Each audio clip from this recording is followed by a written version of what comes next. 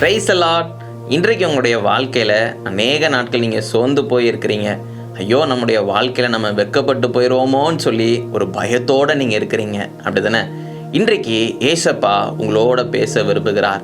இன்றைய பலப்படுத்தும் வார்த்தை ரோமர் 10வது அதிகாரம் 11வது வசனம். Romans chapter 10 verse 11. அவரை விசுவாசிக்கிறவன் எவனோ அவன் வெட்கப்படுவதில்லை. Whoever believes in him will not be put to shame. ஹல்லேலூயா. இன்றைக்கு வேதவசனம் சொல்கிறது, நீங்கள் இயேசு கிறிஸ்துவை விசுவாசிக்கிறீங்க, அவர் உங்களுடைய வாழ்க்கையில் உங்களோட கூட இருக்கிறார். அவர் உங்களுக்கு எந்த ஒரு காரியத்திலையும் நீங்கள் சிக்கிக்கொள்ளாதபடி பாதுகாத்து கொண்டிருக்கிறார்.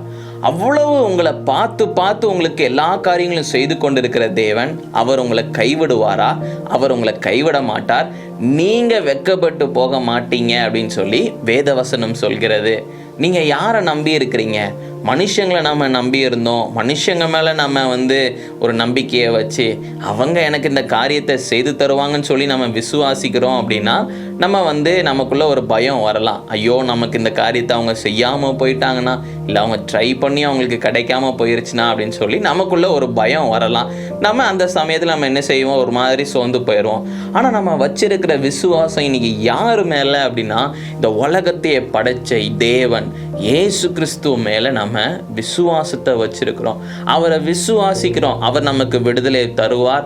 அவர் நம்மளுடைய தேவைகளை சந்திப்பார். அவர் இந்த சமுதாயத்தில் நம்மளை சந்தோஷமாக வாழ வைப்பார். அவர் நம்மளை தலை நிமிர செய்வார்னு சொல்லி நம்ம விசுவாசிக்கிறோம். அதனால நம்ம வெட்கப்பட்டு போக மாட்டோம். ஒரு நாளும் நம்ம வெட்கப்பட்டு போகிறதுக்கு கர்த்தர் அனுமதி கொடுக்கவே மாட்டார். நீங்கள் வெட்கப்பட்டு போக மாட்டீங்க. சில சமயம் உங்கள் வாழ்க்கையில் சில பிரச்சனைகள் இருக்கும், சில பண தேவைகள் இருக்கும். அதனால ஐயோ, நம்மளை ஏளனமாக பேசுவாங்களே, ஐயோ நம்ம அந்த இடத்துல வெட்கப்பட்டு போகணுமே, தலை குனிஞ்சு போகணுமே சொல்லி நம்ம பயத்தோட கலக்கத்தோடு இருக்கலாம். ஆனால் நீங்கள் ஒரு காரியத்தை புரிஞ்சுக்கோங்க, இயேசு உங்களோட கூட இருக்கிறார்.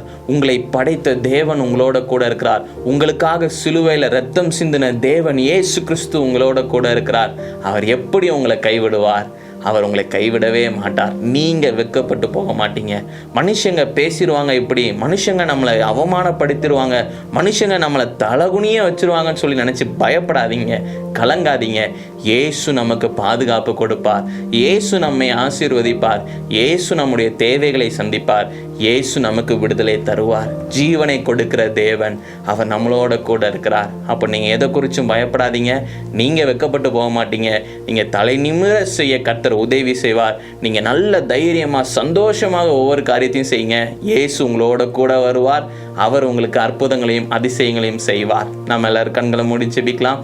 எங்களை நேசிக்கிற நல்ல தகப்பனே, ஏசப்பா, ஆண்டவரே, பிள்ளைங்க வாழ்க்கையில் இன்றைக்கி ஏதோ ஒரு பலவீனம், ஏதோ ஒரு வியாதி நிமித்தமாக, ஐயோ இந்த வியாதியை நான் வெளியே யார்கிட்டையாவது நான் சொன்னேன்னா என்னை கேவலமாக நினைப்பாங்களே, என்னை அசிங்கமாக பேசுவாங்களே நினச்சி ஆண்டவரே வெளியே கூட சொல்ல முடியாதபடி உறவினர்கள் கூட ஆண்டவரே ஏசப்பா சில சமயம் காயப்படுத்துகிற மாதிரி பேசுகிறாங்க. நான் யார்கிட்ட போய் இதை நான் சொல்லுவேன்? இந்த பிரச்சனை, இந்த கஷ்டத்தை நான் யார்கிட்ட போய் நான் சொல்லுவேன்னு சொல்லி ஆண்டவரே கலக்கத்தோடு இருக்கிறாங்க இந்த நாளில்.